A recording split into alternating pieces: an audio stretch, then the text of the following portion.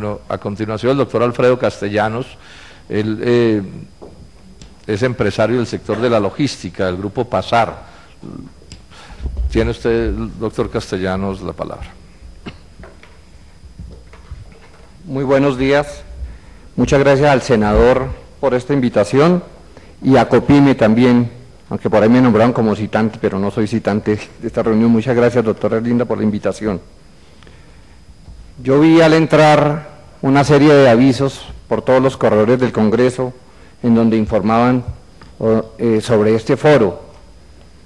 A mí me pareció, dije, ojalá alcancen los puestos, porque si son 100 senadores van a llenar los puestos y no nos van a dejar a los empresarios.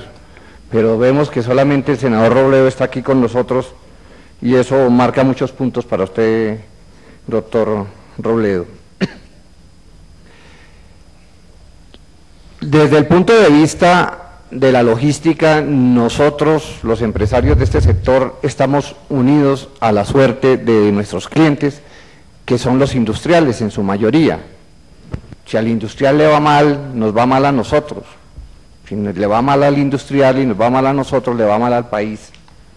Por eso yo quiero hacer una corta mirada, no con cifras, no con muchas cifras, porque no voy a competir con el doctor Aurelio, pero sí mirar desde mi puesto de trabajo cómo he visto evolucionar el sector exportador, que es el que manejo importaciones y exportaciones.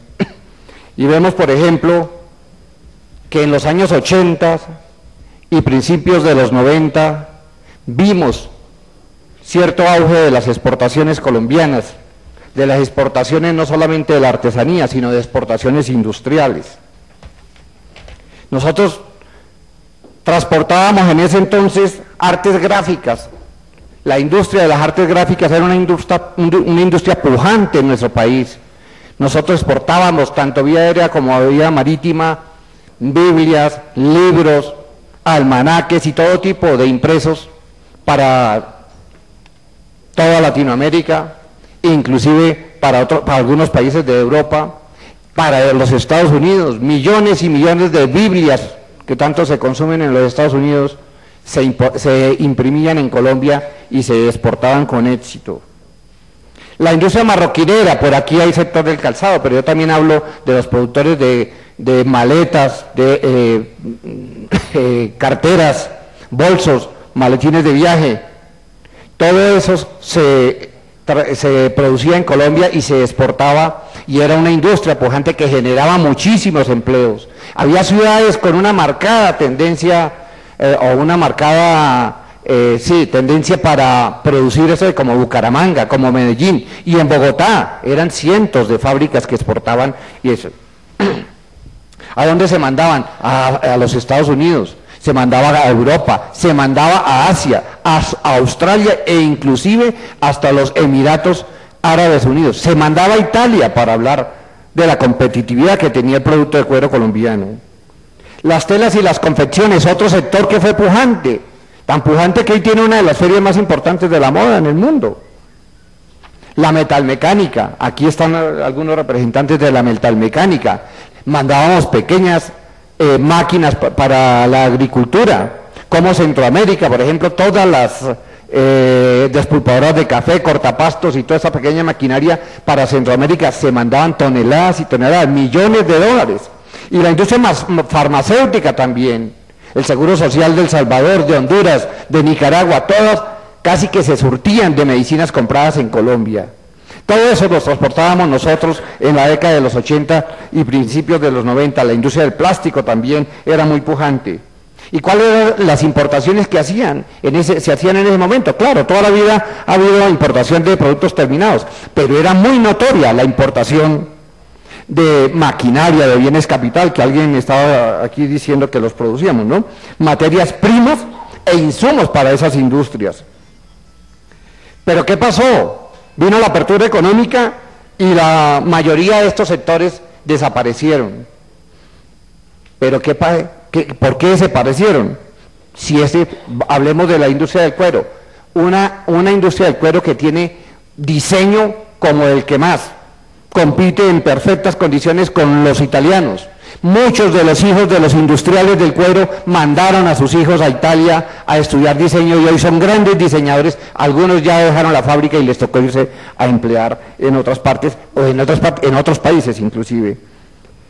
Tenían buen diseño, buena calidad, cumplían con los pedidos, que es tan importante en el mundo de la exportación, no solamente tener calidad y diseño y precio, sino cumplir. Y claro, nos usaban a nosotros para la logística, ¿no? Entonces, cumplían con los pedidos, luego eran un proveedor idóneo para competir en el mundo. Pero ¿qué fue lo que pasó? ¿Por qué? ¿Por qué todos o la mayoría de estos empresarios terminaron importando los productos que ellos antes importaban? Y hoy vemos una de las principales marcas, no voy a hablar acá porque dice en televisión dice que es prohibido nombrar marcas, pero no sé, una de las principales marcas de Colombia ya no hace los maletines aquí, los trae y se los traigo yo mismo desde China. Terminaron imprimiendo los libros, una de las principales empresas que vende libros en Colombia los importa, los imprimen ahora en Taiwán. ¿Por qué? Porque el gobierno descuidó, y no solamente descuidó como aquí dijeron, sino también como el doctor Cortés dijo, castigaron. Los gobiernos castigaron a los industriales colombianos, los fueron tratados como de ineptos, fueron tratados como de ineficientes, fueron tratados de perezosos. Vino que la liberación del dólar, la revaluación del peso, eso sacó del mercado.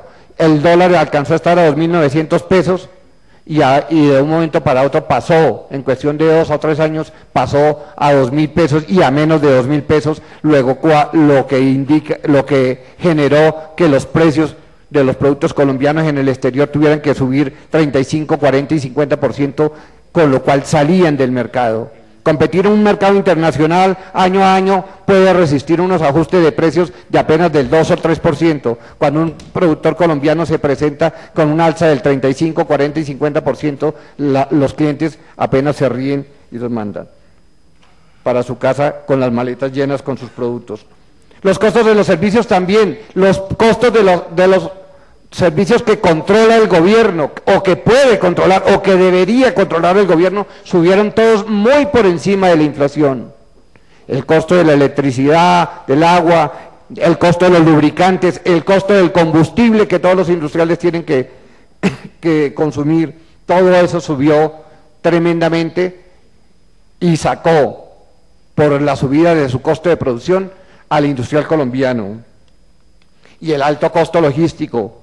Para nadie es un secreto que la infraestructura colombiana hace que llevar un contenedor desde Colombia hasta el resto del mundo es supremamente caro. Yo quisiera mostrarles una diapositiva, Marta, por favor. Sí. A nosotros nos prometieron en el gobierno pasado 5.000 kilómetros de carreteras, después la bajaron a 2.500 y el señor que quiere regresar a las malas a la presidencia después se fue del poder y no entregó ni siquiera 1.000 kilómetros de los que había prometido. No se alcanza a ver, qué pena. Bueno, pero nosotros vemos, si vamos a mirar, llevar un contenedor a la costa, un contenedor de 20 pies, llevarlo a la costa cuesta más o menos $1.000 y el flete internacional para llevarlo desde Cartagena hasta Asia vale $480. Movilizar un contenedor desde la costa este, desde Los Ángeles hasta Miami, cuesta $1.000 en los Estados Unidos, cuando la distancia es 4 o 5 veces la distancia que hay entre Colombia y de Bogotá a Cartagena. Eso indudablemente hace que los costos de las exportaciones colombianas suban. Pero ¿cuáles son las causas? Las de fondo. Una política que no hay, la falta de una política industrial del país, una política industrial de Estado. Ya dije, los precios que debía controlar el gobierno no los controla. Las dificultades, aquí también lo mencionaron, las dificultades que tenemos los empresarios para acceder al crédito. no están controlados los costos de los intereses. Mire cómo, por ejemplo, en Ecuador, por eso odian al presidente Correa, metió en cintura a los bancos y allá los bancos no pueden cobrar un interés caro a los industriales.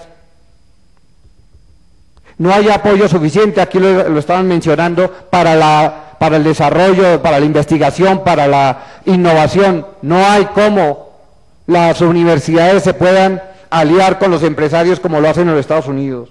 Y también lo mencionaron aquí, los impuestos, los cánones, las retenciones, todo eso encarece y perjudica y son cuestiones del Estado colombiano, son cuestiones que el gobierno debería trabajar. Esto es un problema, yo diría, y se lo he escuchado a ustedes, senador Robledo, en televisión, que esto es un problema de soberanía nacional. Nuestros gobiernos se plegan a los dictados de los organismos multilaterales y a las políticas, se plegan también a las políticas de los demás países. Y el Estado colombiano, desde los 90, cuando Bush sacó la Iniciativa para las Américas y el Tratado de Libre Comercio se llamaba ALCA, no hizo otra cosa que plegarse a las órdenes de eso. Yo estuve en todas las rondas desde cuando fue ALCA, y eso en el cuarto de al lado de los empresarios. Y vi, como testigo de primera mano, cómo los negociadores genuflexos entregaban al industrial colombiano.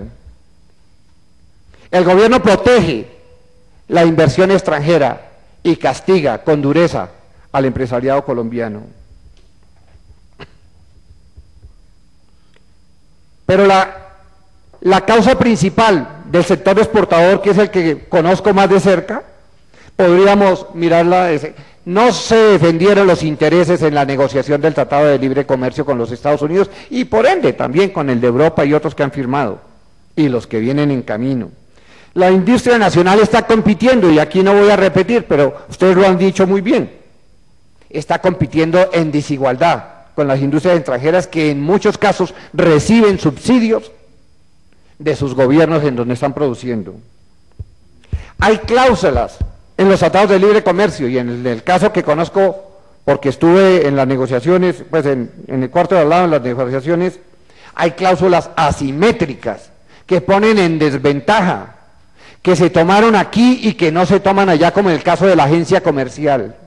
Cuando un empresario colombiano representa a una empresa extranjera, tiene derecho a algo así como una cesantía de un empleado, tiene derecho a lo que se llama la cesantía comercial. En los Estados Unidos esa ley existe y está vigente y es más fuerte que la de los Estados Unidos, que la de Colombia.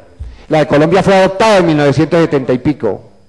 Pero ¿qué pasó? Los Estados Unidos exigieron que en Colombia se desmonte la protección para el representante, pero allá no la desmontaron. ¡Ojo! Empresarios colombianos que representan a marcas extranjeras, ¿sí? Esa fue una medida que nos va a perjudicar. Pero también ha habido complicidad de los gremios. Pocos gremios pelearon para defender a su industria.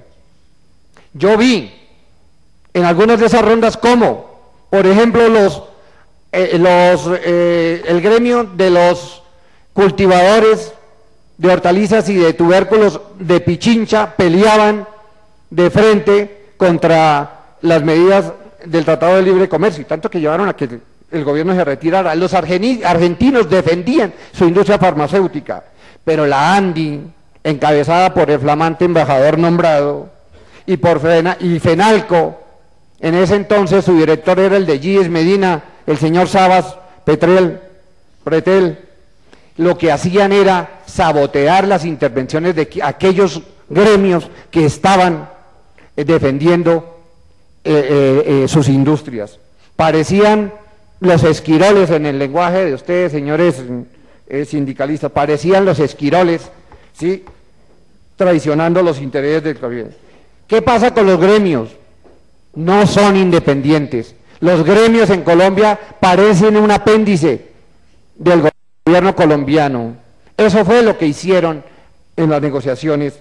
Los gremios son, en su mayoría, cómplices de la entrega que hizo el gobierno colombiano en las negociaciones del Tratado de Libre Comercio. Pero también los empresarios en alguna medida, obviamente no todos, ya voy. No me hago a recordar la matraca.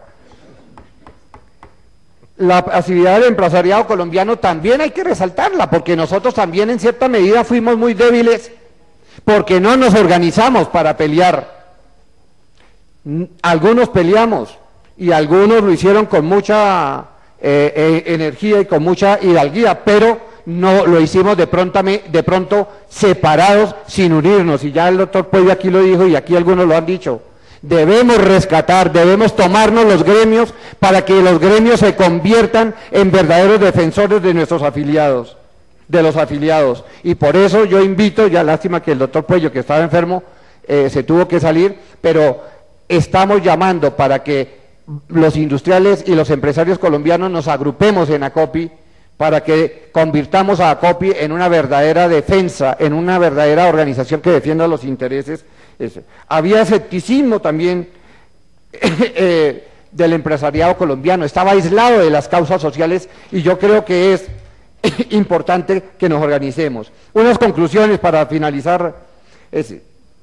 Si el comercio, como dice el gobierno, fuera motor de desarrollo, San Andrés sería el departamento más desarrollado del país y Panamá el país más desarrollado de América. Esto lo dijo un exalcalde hace 20 años cuando era columnista del Tiempo. A mí se me grabó porque a él después se le olvidó. El señor Peñalosa, el de las losas, dijo eso. Y aquí, para que no vayan a decir es que allá el señor de la logística que vive del comercio internacional quiere o está peleando para que el empresariado colombiano se aísle, para que Colombia se aísle. No, nosotros debemos, Colombia debe comercializar, debe comerciar con todos los países del mundo sin distinción, inclusive sin ponerle política, como lo hizo el gobierno pasado, a los negocios. Colombia debe negociar con todos, pero en pie de igualdad. Colombia debe negociar con todos, pero no en detrimento de la industria nacional. Colombia debe contar con una política estatal, no de gobierno, que defienda la industria nacional. ¿Y cuáles son los pasos a seguir? El gobierno debe tomar las medidas que aquí se han propuesto en defensa de la producción nacional. Los gremios deben dejar de ser apéndices del gobierno y pasar a defender sin vacilación alguna y erguidos los intereses de sus afiliados. Y los empresarios debemos tomar conciencia, identificar cuáles son las causas sociales y quiénes las están abanderando, para que asimismo actuemos en consecuencia, inclusive en las campañas electorales. Yo desde ya le estoy diciendo, yo que fui concejal del Partido Liberal en varias ocasiones, senador, le estoy ofreciendo mi respaldo para la campaña, porque como empresario he notado que usted ha defendido los intereses de los empresarios colombianos. Muchas gracias.